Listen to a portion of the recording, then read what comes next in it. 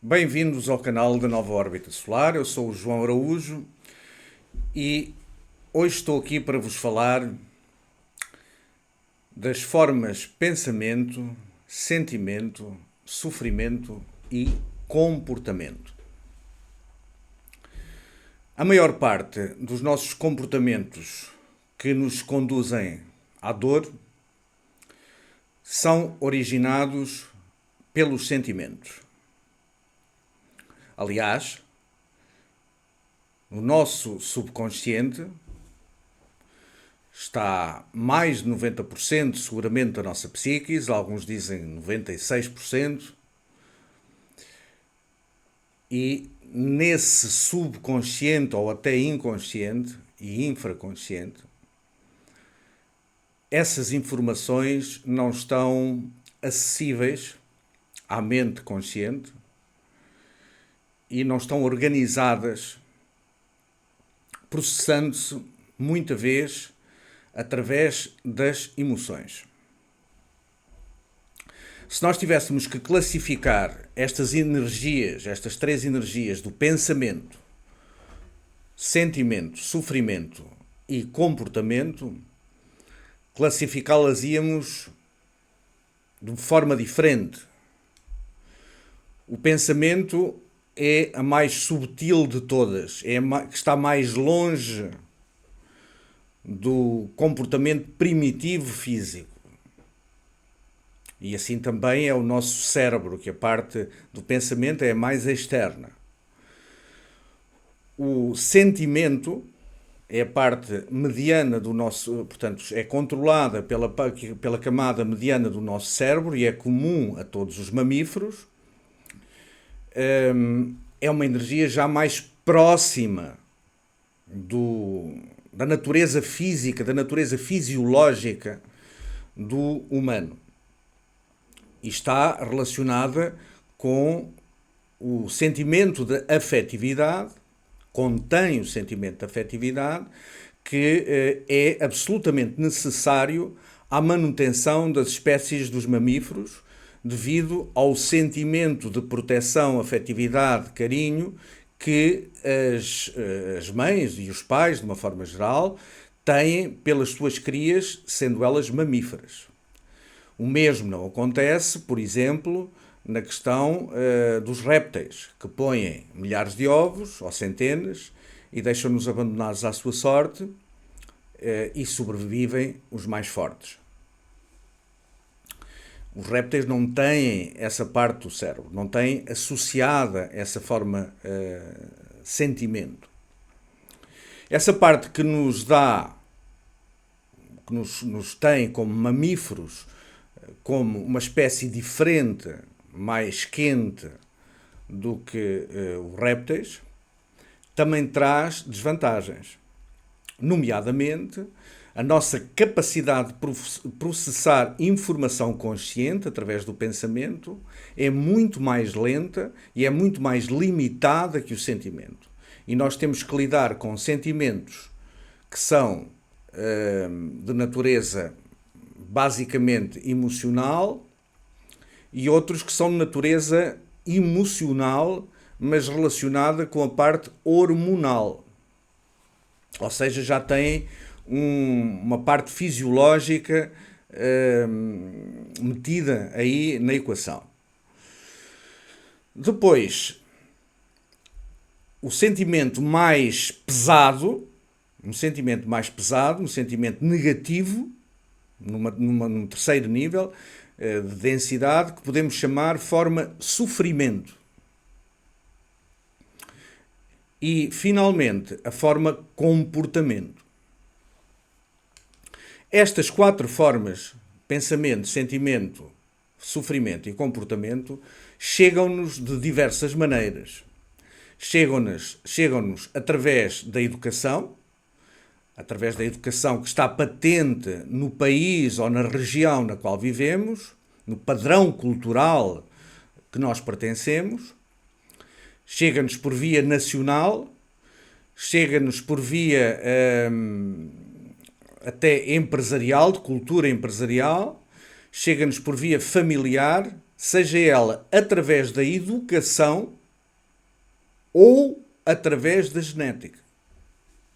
As formas de sentimento têm dois canais a nível familiar que nos chegam, através da genética e através da educação. E finalmente, com essas 4 formas, eu vou gerar o meu comportamento, que por sua vez gera novas formas de pensamento, sentimento, sofrimento, etc. Portanto, há aqui um loop de realimentação que pode favorecer ou pode dificultar que essas formas se tornem mais fixas. Eu vou dar exemplo de 2 formas de sofrimento que são culturais e até religiosas. A religião judaico-cristã, que está na origem do nosso padrão cultural, diz-nos que nós já nascemos com pecado, que já nascemos com dívida, que temos a culpa de ter feito sofrer o Mestre Jesus, porque ele veio para salvar os nossos pecados e por esse motivo nós somos culpados disso. Essa forma de sofrimento, que está associada também àquilo que os católicos chamam o pecado original, é uma coisa que nós, segundo eles, já nascemos com isso. Não vou agora aqui entrar no porquê disso suceder, qual é o objetivo das religiões para que isso suceda, mas vou entrar aqui na consequência que isso traz. Isso traz uma conexão quântica de sofrimento com a nossa linha de ancestralidade que tem essa matriz cultural. Que tem essa matriz cultural religiosa, não é? Cultural e religiosa, obviamente. Também é comum, aqui em Portugal e noutros países também, não digo em todos, mas em alguns, ser natural que as pessoas nas empresas apresentem sinais de sofrimento ao trabalhar. A pessoa que está sofrida, a pessoa que está ansiosa, a pessoa que se mostra séria, sem qualquer tipo de alegria, é bem vista no mundo empresarial tradicional português. E isso, em termos de produtividade, está demonstrado que não é assim. Ou seja, uma pessoa que seja feliz naquilo que está a fazer é mais produtiva, e isso está demonstrado por imensos estudos.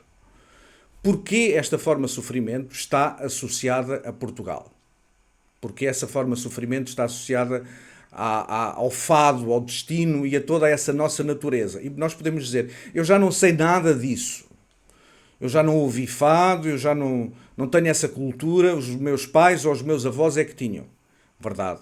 Mas aparece por memória genética, portanto por memória celular e por educação às vezes também. Isso gera uma forma de sofrimento, que é uma forma de sentimento mais pesada, na qual eu me sinto culpado ou deprimido ou com algum tipo de sentimento negativo por existir. Também uma forma de sofrimento associada ao facto de ter dinheiro. O dinheiro é mau. Ok? Eu vou-vos dar um exemplo. Existem, portanto, religiões derivadas do cristianismo nas quais o dinheiro é divinizado. É uma coisa boa. E existem seitas também do cristianismo, nomeadamente do catolicismo, que o dinheiro é apresentado como mau. Por exemplo, aquela passagem da Bíblia que diz: é mais fácil um homem passar no buraco de uma agulha, um camelo passar no buraco de uma agulha, do que um homem entrar no reino dos céus.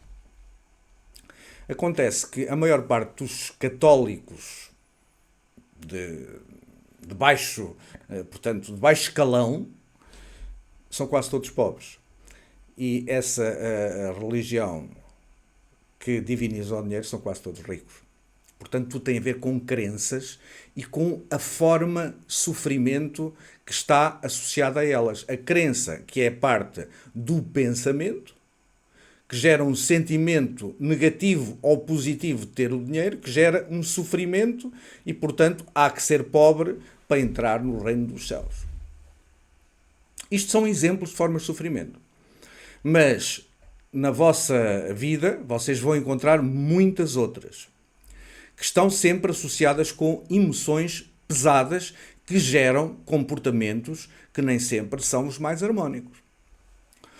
Ora, o nosso corpo energético, os nadis ou os meridianos, dependendo da cultura, tem uma certa capacidade de digerir e de transformar emoções pesadas.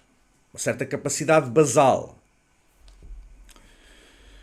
Essa capacidade, quando está no limite, o que acontece é que nós não somos capazes de digerir essas emoções, tal e qual como, por metáfora, não somos capazes de digerir um alimento físico pesado e ficamos com uma indigestão. Quando isso acontece, o que é que acontece?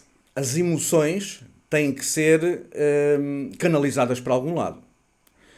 Podem ser canalizadas para o exterior, expressando-se como emoções negativas, como raiva, como culpa, medo, ou podem-se canalizar para dentro e provocam, muitas vezes, sintomas ou até doenças psicossomáticas que estão associadas a essas emoções específicas. Existem muitos trabalhos, muita gente boa na internet a falar sobre como essas emoções podem criar doenças.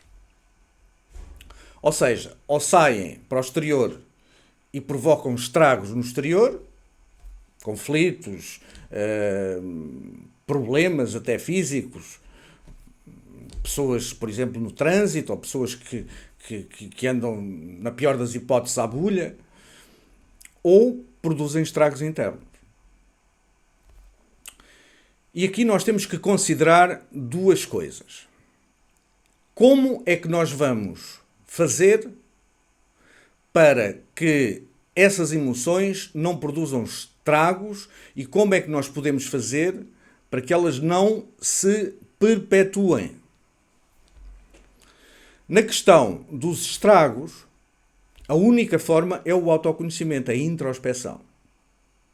Através da introspeção, nós começamos a analisar esta reação que eu tive, este medo que eu tive, esta culpa que eu tenho em relação a algo que eu fiz no passado. Eu tenho tendência, normalmente, a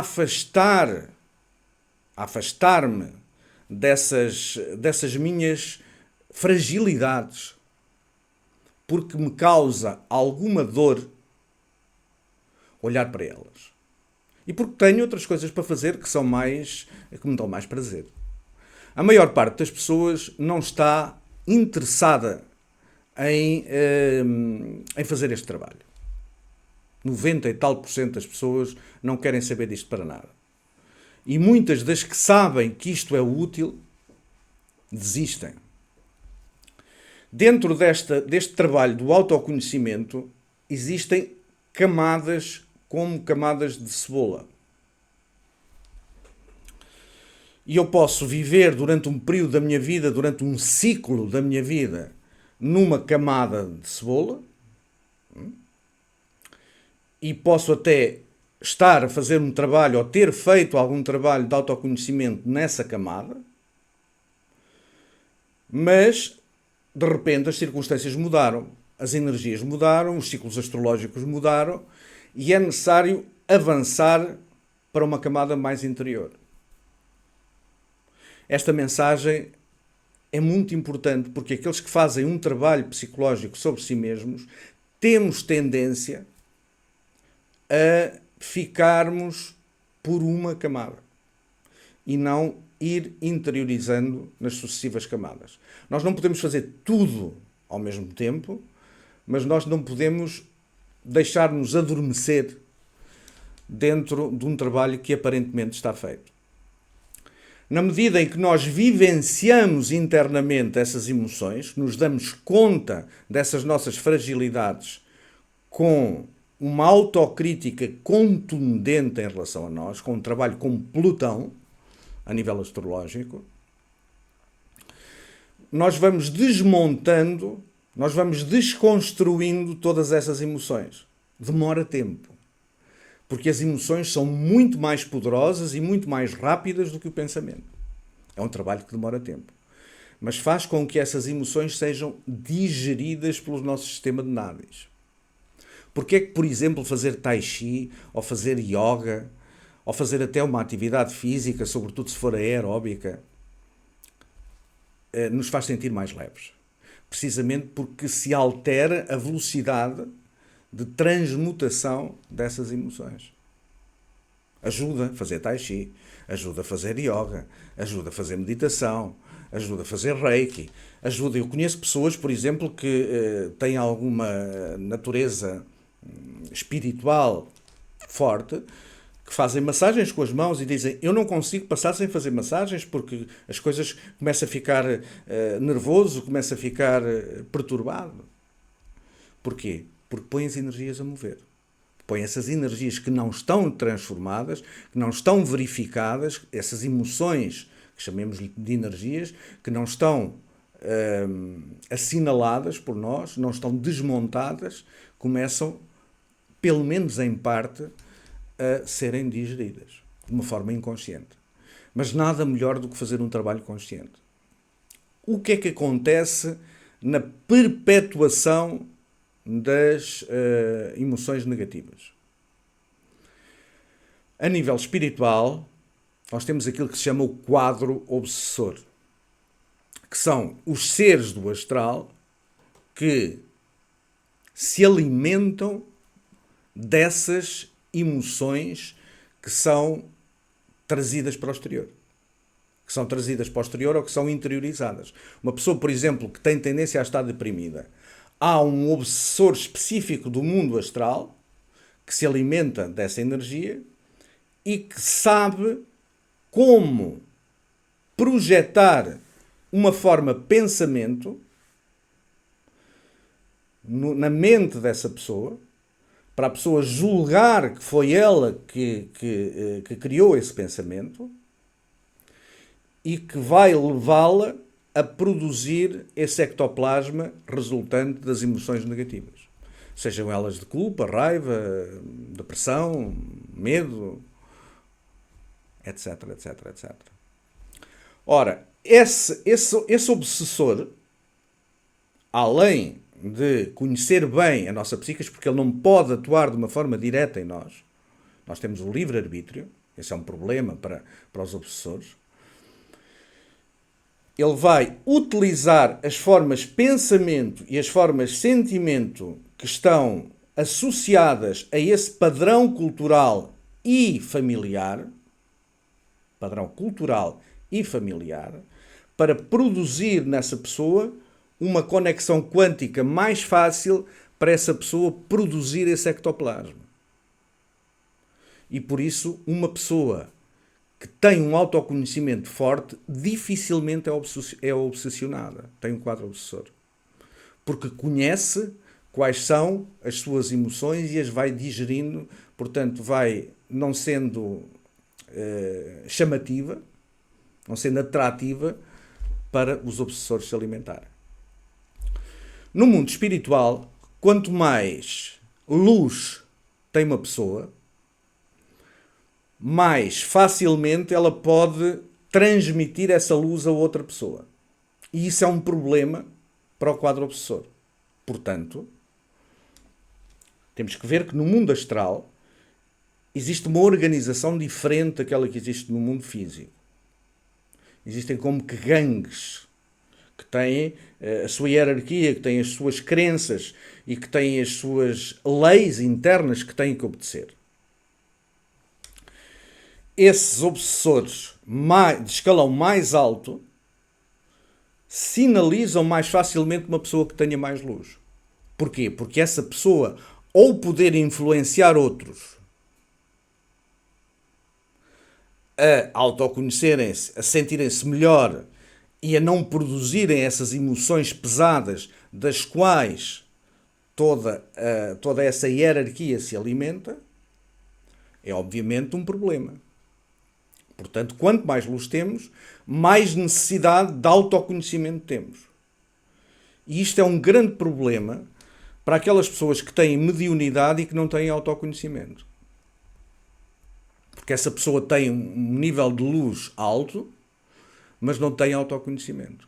De luz, no sentido de mediunidade, portanto, consegue atrair muitas entidades, positivas ou negativas, mas não tem autoconhecimento. E então é mais facilmente obsessionada. Portanto, quais são as armas que nós temos para nos livrarmos do quadro obsessor? As terapias, obviamente, sejam elas o Tai Chi, o Reiki, a Arometria, Yoga, o que quer que seja. Ho'oponopono, terapias feitas de forma sistemática. O autoconhecimento tem que estar sempre presente e, obviamente, associar todas essas coisas de forma consistente dentro de nós mesmos. É a forma que nós temos de nos livrar do quadro obsessor. É a forma que nós temos que nos livrar, por outras palavras, da perpetuação dos comportamentos que nos causam dor. E é tudo por hoje.